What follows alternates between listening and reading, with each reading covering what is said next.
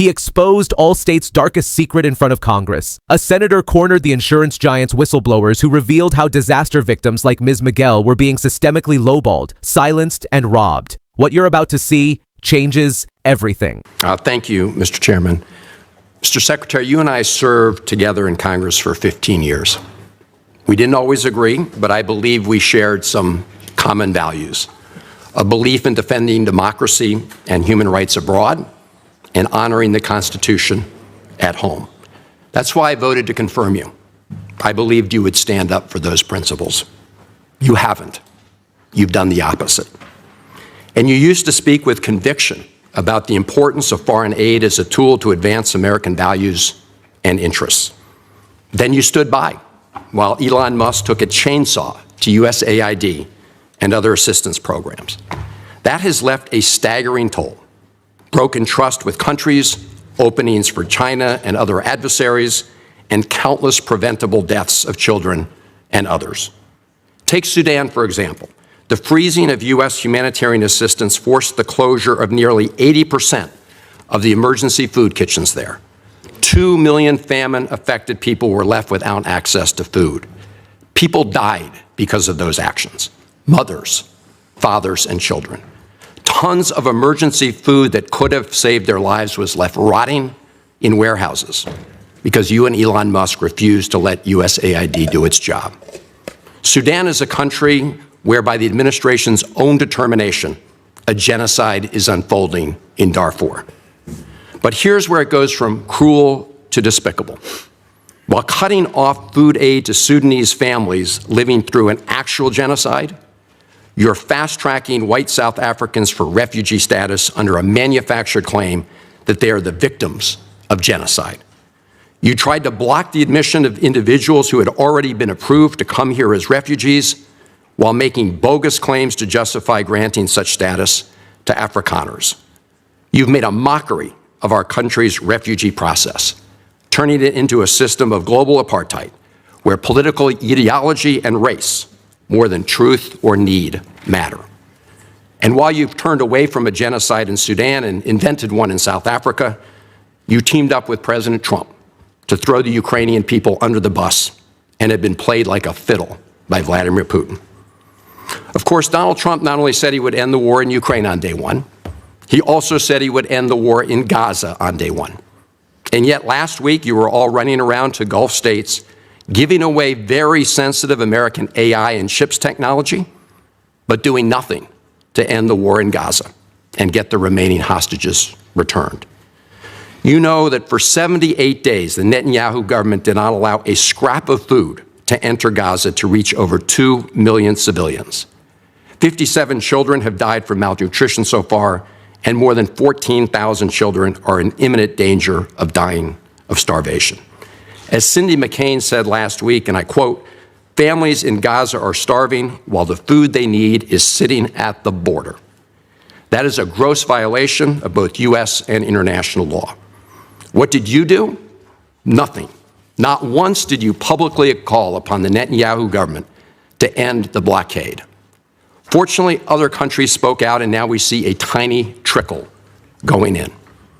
Where have you focused your energy instead, Mr. Secretary? Well, your first trip as Secretary of State was to El Salvador, not to promote democracy, but to cozy up to President Bukele, who calls himself the world's coolest dictator. The result was a cash for collusion deal to deprive people living in America of their constitutional rights to due process. The Supreme Court, in a 9-0 decision, instructed you to facilitate the return to the United States of Abrego Garcia, who the administration admitted was wrongfully deported to El Salvador. Your response? You've openly flouted judicial orders. When asked whether you have been in touch with El Salvador to return Abrego Garcia, you boasted, quote, "I would never tell you that. And you know who else I would never tell? A judge." Clearly, you don't care about the Fifth Amendment right to due process, and you don't care about the First Amendment either, since you've been very busy snatching students off of college campuses for exercising their right to free speech. You dredged up a relic from the McCarthy era to claim that student protesters posed a threat to the foreign policy of the United States. Give me a break, Mr. Secretary. You know as well as I do this isn't about national security, it's about punishing free speech. And you know that in America the government doesn't get to use its power to punish speech it doesn't like. Yet in March, you boasted about revoking student visas, saying, and I'm quoting, "We do it every day. Every time I find one of these lunatics, I take away their visa," unquote. Let's look at one of those lunatics, Mr. Secretary, Ms. Ozturk. Her crime was co-authoring an op-ed in her college paper critical of Tufts University's response to the war in Gaza. Your own department found zero links to terrorism, no anti-Semitic statements, but you still yanked her visa and shipped her off to detention in Louisiana. And the list goes on and on.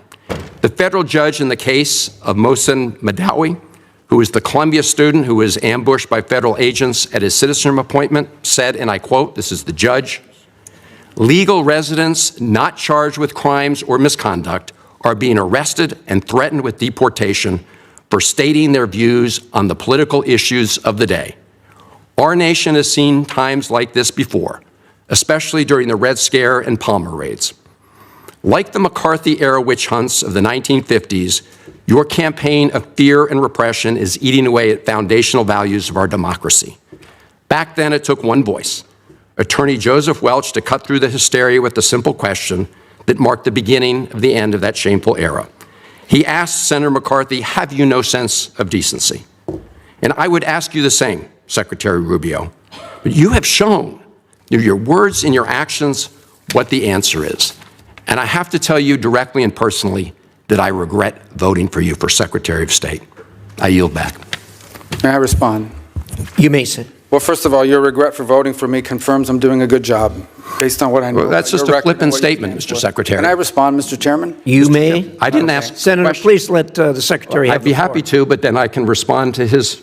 Your time's up, Senator, and willfully used, I might add. Well, your remarks do not represent the view of this committee. Well, Mr. Secretary, please. Well, I'd like to. I can't respond to everything he said because much of these are untrue, but I'll go through a few. First of all, I'm actually very proud of the work we've done with USAID. For example, I don't regret cutting $10 million for male circumcisions in Mozambique. I don't know how that makes us stronger and more prosperous as a nation. I don't regret psychosocial support services. I raised Sudan, Mr. Secretary. Can I respond, Senator, I'd ask you to suspend. You had 7 straight minutes of I chose to use my time that way, Mr. Chairman. That's my right to Please use my time suspend, that way. Secretary Rubio. Well, I can go on. I mean, there's other things here. We spent $227,000 for Big Cat's YouTube channel from USAID. We spent $14 million for social cohesion in Mali, whatever the hell that means. So I can go on and on. I got the list here, and there's more. I didn't even bring the whole list. In the case of El Salvador, absolutely. Absolutely. We deported gang members, including the one you had a margarita with. And that guy is a human trafficker, and that guy is a gangbanger, and the evidence is going to be clear. In the days to come, you're going to see who you went to defend. Senator, I'm sorry, please, Mr. Chairman. Secretary Rubio has the floor. Mr. Chairman, he can't make unsubstantiated comments like that. Secretary Rubio has the floor. You had Secretary your time. Rubio should take that testimony to the federal court of the United States because he hasn't done it under oath. Here's another point, okay? There is a division in our government between the federal branch and the judicial branch. No judge in the judicial branch cannot tell me or the president how to conduct foreign policy. No judge can tell me how I have to outreach to a foreign partner or what I need to say to them. And if I do reach to that foreign partner and talk to them, I have under no obligation to share that with the judiciary branch. Just like a judge cannot order me to negotiate with a foreign minister of Russia, they cannot order me to negotiate with a foreign minister or the president of El Salvador. And if I did negotiate with them, which we have responded to them, and we've told them, we've had communications with the president of El Salvador. I am under no obligation, under our division of powers in this country, and to share with the judicial branch how I conducted diplomacy of the United States. It would actually be counterproductive. If I started sharing with courts, or frankly, with the media, my conversations with foreign leaders and all of their details, no foreign leader would talk to me again. And we would break trust with them. So I have complied with every court order. What I won't comply with is an order to disclose what I'm saying and what we're talking about with a foreign leader, because then they won't talk to me. Diplomacy doesn't work that way. About the student visas, let me say this. I don't deport anybody, and I don't snatch anybody. The State Department does not have officers in the street snatching everybody. What I do is revoke visas. And it's very simple. A visa is not a right. It is a privilege. People apply for student visas to come into the United States and study. And if you tell me that you're coming to the United States to lead campus crusades, to take over libraries and try to burn down buildings and acts of violence, we're not going to give you a visa. Is that what Ms. Ostork did? We're not going to give you a visa. Is that what she did? Come on, Mr. Secretary. And every single one of these cases, the factors are different. Senator, the bottom line is, if you're coming here to stir up trouble on our campuses, we will deny you a visa. And if you have a visa and we find you, we will revoke it. And we're going to do more. There are more coming. We're going to continue to revoke the visas of people who are here as guests and are disrupting our higher education facilities. People are paying money. These kids pay money to go to school, and they have to walk through a bunch of lunatics who are here on student visas. Disrupting the foreign policy of the United States. I want to do more. I hope we can find more of these people. That's pathetic, Mr. Secretary. In fact, the other day, some guys led a riot. I forgot what university it was, and I asked, please, can you find the arrest records of all the people that were arrested at that riot at that campus? Because if any of them have a visa, we're going to revoke it. I feel so much safer when you lock up people like Ms. Ostork, Mr. Secretary. We've had enough time on the subject. Thank you very much. And What you just witnessed wasn't a policy discussion or a corporate hearing. It was a brutal unmasking of an industry-wide fraud against American homeowners. It was the moment the curtain got ripped off the playbook of one of the biggest insurance providers in the country, Allstate, and the cold machinery behind their hurricane response was exposed to the world. Ms. Miguel wasn't just another claim. She was a real person whose home was torn apart by Hurricane Helen. Her damage was obvious, catastrophic, and undisputed by the first field adjuster who inspected it. And yet, Allstate offered her not even 10% of the real cost to rebuild her life. Why? Because whistleblowers like Mr. Schroeder and Mr. Milliken, adjusters who were actually doing their jobs, testified under oath that the moment their reports showed real damage, real costs, and real justice for policyholders, they were removed. Not reassigned because of performance. Removed because they were too honest. Because they didn't listen better. Because their estimates were too high for the company's liking. They were told to alter their reports, to delete facts, to fabricate figures, to lie. And they were told this not once, but routinely. And when they refused, they were punished. This is not just a rogue incident. This is a pattern. It's a machine.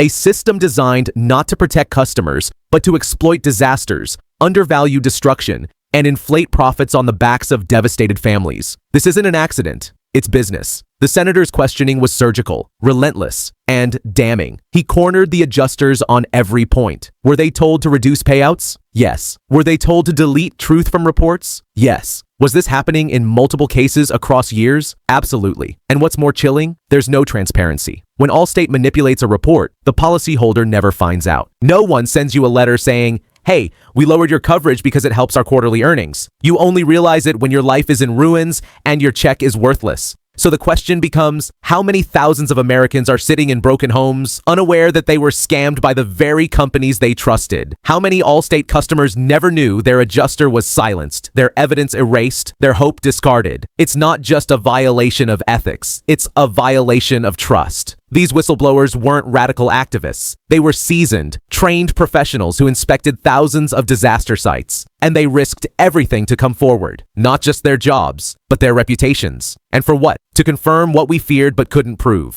That the system was never built to help you. It was built to help them. What you just saw was one of the rarest things in American government. Truth under oath that actually calls out power, not protects it. And here's the systemic problem. Institutions protect themselves. They write legal jargon to hide these stories. They hire PR teams to spin them. They donate to campaigns to bury them. But they weren't counting on this moment. They weren't ready for the receipts, the raw testimonies, the photos, the numbers. They weren't ready for justice to show up with a microphone. But now that we've seen it, we can't unsee it. The next hurricane will come. Another city will flood. More homes will fall. And unless this pattern is shattered, the next Ms. Miguel will lose everything just like she almost did. So, what do? We shine a light. We speak out. We never stay quiet, because no family should have to fight their own insurance company harder than they fought the storm. Share this video. Tag someone who needs to know. Demand investigations. Demand legislation. Demand that this testimony becomes action, not just headlines. Because no one is above the Constitution,